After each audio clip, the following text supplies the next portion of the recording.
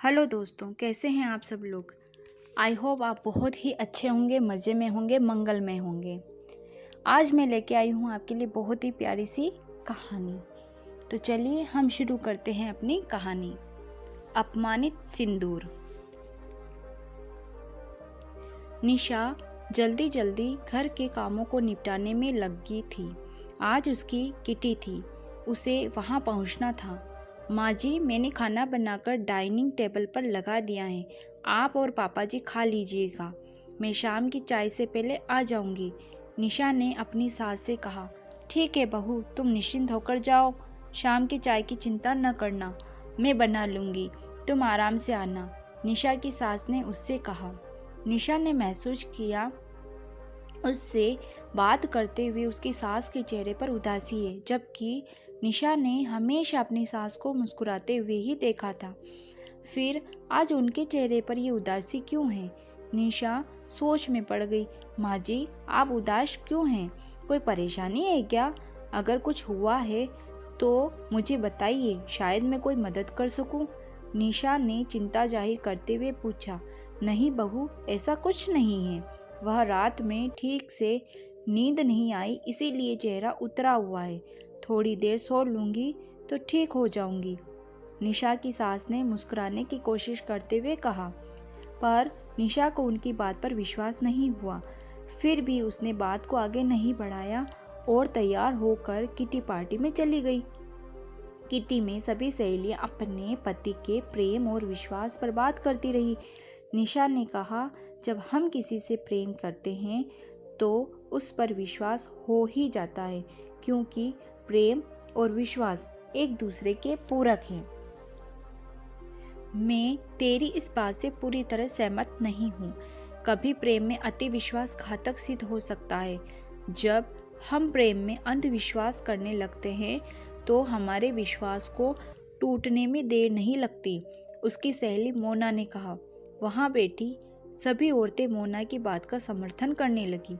उन्होंने कहा कि प्रेम करना और अपने प्रेमी पर विश्वास करना ठीक है, पर अंधविश्वास नहीं करना चाहिए। वह व्यक्ति हमारे पति ही क्यों न हो। मैं तुम लोगों की बातों से सहमत नहीं हूँ। मैं अपने पति से प्रेम भी करती हूँ और विश्वास भी, क्योंकि मुझे पता है कि वह भी मुझे प्यार करते हैं और इस जन्म में तो क्या, वह हर जन्म में मुझसे ही प्यार करेंगे। मेरी मांग का सिंदूर और मेरा श्रृंगार इसका प्रतीक है।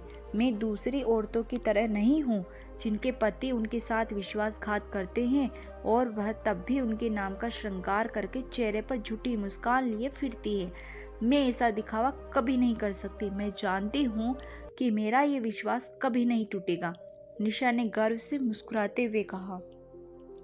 किटी पार्टी के बाद जब निशा घर जा रही थी तो उसकी नज़र अपने पति की कार पर पड़ी, जो उसकी बगल से अभी निकली थी।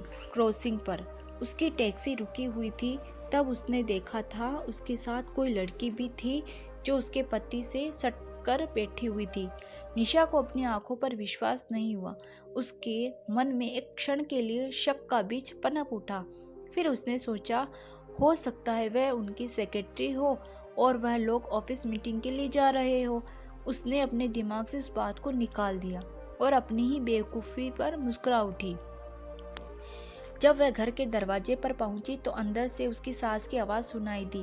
वह अपने पति से कह रही थी, जब यह बात बहू को पता चलेगी तो उसके दिल पर क्या गुजरेगी, उसका तो विश्वास ही टूट जाएगा। वह हम पर बहुत विश्वास करती है। मेरी तो कुछ भी समझ में नहीं आ रहा है कि मैं उसे कैसे बताऊं कि उसके पति ने दूसरी शादी कर ली है। मोहित ने इस घर के अलावा भी एक दूसरा घर बसा लिया है। अपनी सास की बात सुनकर निशा के पैरों के तले जमीन खिसक गई। उसके सोचने समझने की शक्ति खत्म होने लगी। उसने लड़खड़ाते हुए दरवाजा खोला। उसकी हालत देखकर उसकी सास समझ गई कि निशा ने सब सुन लिया है।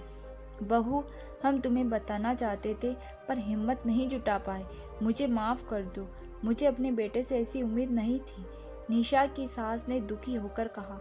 माँ जी, यह बात आपको पता था, फिर भी आपने मुझे नहीं बताया, धोखे में रखा, आपने ऐसा क्यों किया? निशा ने रोते हुए पूछा। बहू, मुझे कल ही पता चला है। तब से मैं यही सोच रही थी कि मैं तुम्हें कैसे बताऊं। निशा की सास ने कहा। माँ जी, इसमें सोचने जैसी क्या बात थी? आपको मुझे बता देना चाहिए था। आपने मेरा विश्वास तोड़ा है, जबकि आप मुझसे कहती थी कि आप मुझे अपनी बेटी मानती है, पर ऐसा नहीं है। मैं सिर्फ बहू हूँ, बेटी नहीं। आपको सब पहले से पता था कि आपके बेटे ने दूसरी शादी कर ली है। निशा ने व्यंग से मुस्कुराते हुए कहा। बहू, तुम मुझे दोषी करार नहीं दे सकती। मैंने तुम्हें बहुत पहले सचेत किया था कि मोहित अब हर हफ्ते ऑफिस के काम के सिलसिले में बाहर क्यों जाता है। कहीं किसी लड़की का चक्कर तो नहीं है। पर तुमने मुझसे बहुत गर्व और विश्वास से कहा था कि माँ जी, वह मेरे सिवा किसी भी लड़की की ओर आंख उठाकर भी नहीं देखेंगे। उस समय मैंने तुम्हें समझाने की कोशिश की थी कि किसी पर अति विश्वास नहीं करना चाहिए, पर तुमने मेरी बात को हंसी में उड़ा दिया था। अपने पति पर विश्वास करना ठीक है, पर उसकी गतिविधियों पर नज़र भी रखना चाहिए। अपने साज श्रृंगार से उसे रिझाना चाहिए। तुमने ऐसा करना छोड़ दिया। तुम ये समझती रही कि शादी के 15 साल बाद अब इसकी क्या जरूरत है, पर शायद तुम ये भूल गई कि पति को हमेशा खुश रखने के लिए समय समय पर अपने प्रेम को जताना पड़ता है, जबकि तुमने ऐसा नहीं किया। इसीलिए तुम्हारा पति किसी और के रूप पर मोहित हो गया। निशा की सास ने गंभीरता से कहा। निशा ने कोई जवाब नहीं दिया। उसे कुछ समझ नहीं आ रहा था कि वो क्या जवाब दे। वो अपनी सास की बात सुनकर मन ही मन सोचने लगी कि क्या पति पत्नी का रिश्ता सिर्फ शारीरिक आकर्षण में बंधा होता है? पत्नी की सुंदरता जब तक बेकरार है, तभी तक वो पति के दिल की मल्लिका है। जहाँ उसका सौंदर्य ढलने लगा तो पति का प्यार भी खत्म हो गया। लेकिन सुंदरता सिर्फ पत्नी की ही नहीं डलती। पति भी तो उम्र के साथ पहले जैसे जवान नहीं रहते। लेकिन पत्नी को तो पति में कोई कमी नहीं दिखाई देती। वो तो पहले से ज्यादा पति को प्यार करने लगती है। वो पति पर अपना सर्वस्व न्यौछावर कर देने को तत्पर रहती है। अगर पति पत्नी का रिश्ता सिर्फ शारीरिक आकर्षण पर टिका है, तो पति के नाम पर किया गया दिखावे का श्रृंगार किस काम का? जब पति ने उसके हिस्से का सिंदूर उसकी मांग से नोच कर किसी और की मांग में सजा दिया, तो फिर उस पर अपमानित सिंदूर को मांग में सजाने का मतलब है ये तो एक पति की मर्यादा और उसके प्यार का अपमान है। जब पति ने पत्नी के स्वाभिमान और आत्मविश्वास को अपनी वासना की आग में जला डाला, तो फिर ऐसे झूठे रिश्ते में बंधे रहने का कोई मतलब नहीं है। निशा यह सोच ही रही थी कि उसका फ़ोन बज उठा। फ़ोन उसकी किटी की सहेली का था। निशा ने लंबी सांस लेकर फ़ोन ऑन किया। उधर से आवाज़ आई, निशा, मुझे तुम्हें कुछ बताना है, लेकिन पहले तुम अपने दिल को मजबूत कर लो। निशा की सहेली ने गंभीर लहजे में कहा। क्या बात है रमा, तुम ऐसा क्यों कह रही हो? निशा ने गंभीर लहजे में पूछा। वो रमा की बात का मतलब समझ गई थी, लेकिन उसने अनजान बनते हुए पूछा, निशा, मैंने तुम्हारे पति को किसी और औरत के साथ देखा है। वो औरत बहुत ही सुंदर और जवान है। शायद तुम्हारे पति ने उससे शादी कर ली है। तुम्हें तो अपने पति के प्यार पर बहुत ही भरोसा था, पर तुम्हारे पति ने तुम्हारा भरोसा तोड़ दिया है। यह बात झूठ नहीं है, बिल्कुल सही है। जिस लड़की से तुम्हारे पति ने शादी की है, वो मेरी दूर की रिश्तेदार है। उस लड़की के चुंगल से तुम्हारे पति को छूटना मुश्किल ही नहीं, नामुमकिन है, क्योंकि वो लड़की बहुत ही लालची और घमंडी है। उसने अपने रूप जाल में तुम्हारे पति को फंसा लिया। अब तुम क्या करोगी? क्या अपने घर में अपनी सौतन को बर्दाश्त कर सकोगी, या अपने पति का घर छोड़कर चली जाओगी? ये तुम्हारे अंधविश्वास के कारण हुआ है। अगर तुमने अपने पति को अपने प्यार और आकर्षण में बांध रखा होता, तो तुम्हारा पति तुम्हें छोड़कर नहीं जाता। पर तुम अपने पति को आकर्षण में बांधती कैसे? तुम तो अपना आकर्षण बहुत पहले ही खो चुकी हो। तुम अपनी उम्र से 20 साल ज़्यादा लगती हो। मुझे देखो, मैंने कैसे अपने आप को इस उम्र में भी अपने को कितना सुंदर और फिट बनाकर रखा हुआ है। इसीलिए मेरे पति आज भी मेरे सौंदर्य में बंधे हुए हैं। फिर भी मैं अपने पति पर अंधविश्वास नहीं करती। उन पर नज़र रखती हूँ कि वो बाहर क्या कर रहे हैं। तुम्हें तो बहुत अहंकार था अपने पति के प्यार पर, फिर उन्होंने तुम्हें धोखा क्यों दिया? रमा ने निशा को अपमानित करने वाले लहजे में कहा। निशा ने कोई जवाब नहीं दिया। फोन स्पीकर पर था। जो रमा की बातों का जवाब निशा की सास ने दिया। रमा बहू, तुम अपने आप को निशा की दोस्त कहती हो। अगर दोस्त तुम जैसे होते हैं तो निशा को दुश्मनों की क्या जरूरत है।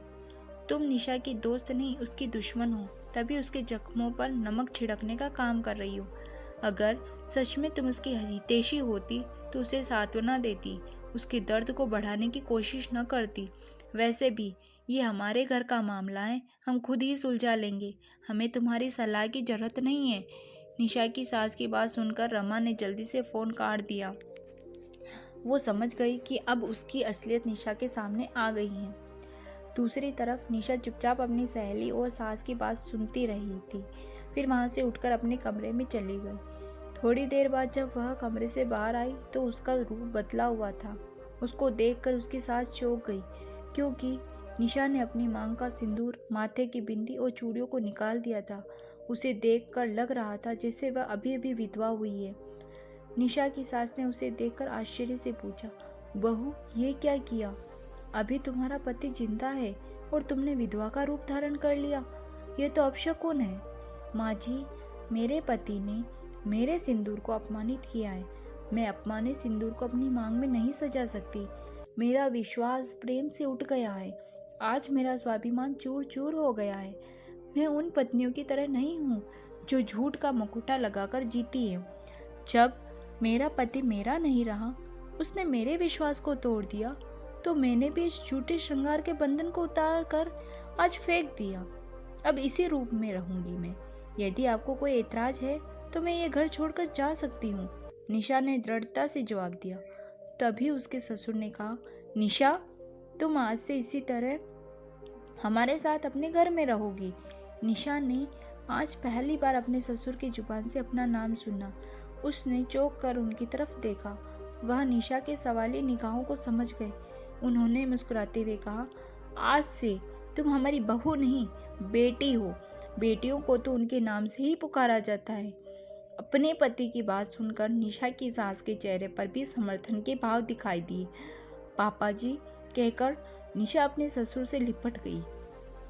पापा जी नहीं, सिर्फ पापा कहो बेटी, निशा के ससुर ने मुस्कुराते हुए कहा। हाँ, और मुझे मम्मी कहो। आज से तुम हमारी बहू नहीं, बेटी हो, निशा की सास ने भी मुस्कुराकर कहा। ठीक है मम्मी पापा, जो आप लोगों की आज्ञा, निशा ने भी अदब से सिर झुकाकर गंभीर लहजे में कहा। निशा को ऐसा करते देखकर उसके सास ससुर ठहाका मारकर हंस पड़े। निशा ने भी उनका साथ दिया।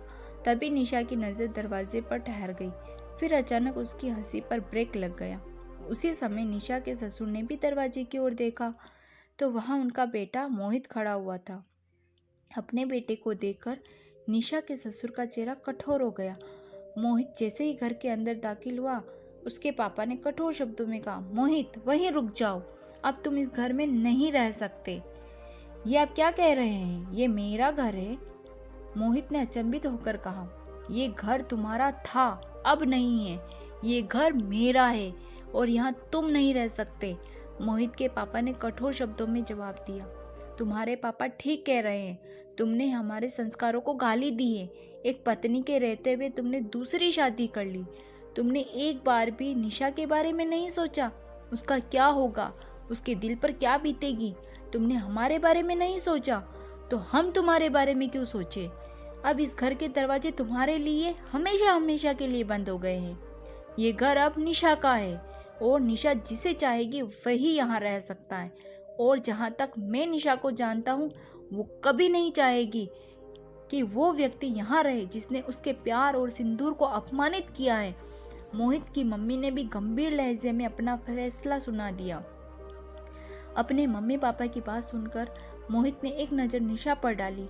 निशा की आंखों में अपने लिए नफरत देखकर मोहित समझ गया कि अब वो अपने परिवार को हमेशा के लिए खो चुका है। लेकिन फिर भी उसने बेशर्मी और ढिठाई से निशा से कहा, निशा, तुमने मेरे मम्मी पापा को अपने वश में कर लिया है, लेकिन वो ज़्यादा दिनों तक मुझसे दूर नहीं रह सकते। तुम देखना, बहुत जल्दी ये लोग मुझे और मेरी नई पत्नी को इस घर में बुलाएंगे। मैं उनका इकलौता बेटा हूँ। ये लोग मुझसे ज़्यादा दिनों तक दूर नहीं रह सकते। तुम देखना, मेरा बेटा भी तुम्हें छोड़कर मेरे पास आएगा। तुम जानती हो, क्योंकि मेरे पास पैसा है। तुम तो कुछ करते भी नहीं हो। अपने बेटे की ज़रूरतें कहाँ से पूरी करोगी? इस समय तो मैं यहाँ से जा रहा हूँ। बहुत जल्दी अपने बेटे को लेने आऊँगा। तब मेरा बेटा मेरे साथ जाएगा और तुम देखती रह जाओगी। निशा ने अपने पति की बातों का कोई जवाब नहीं दिया।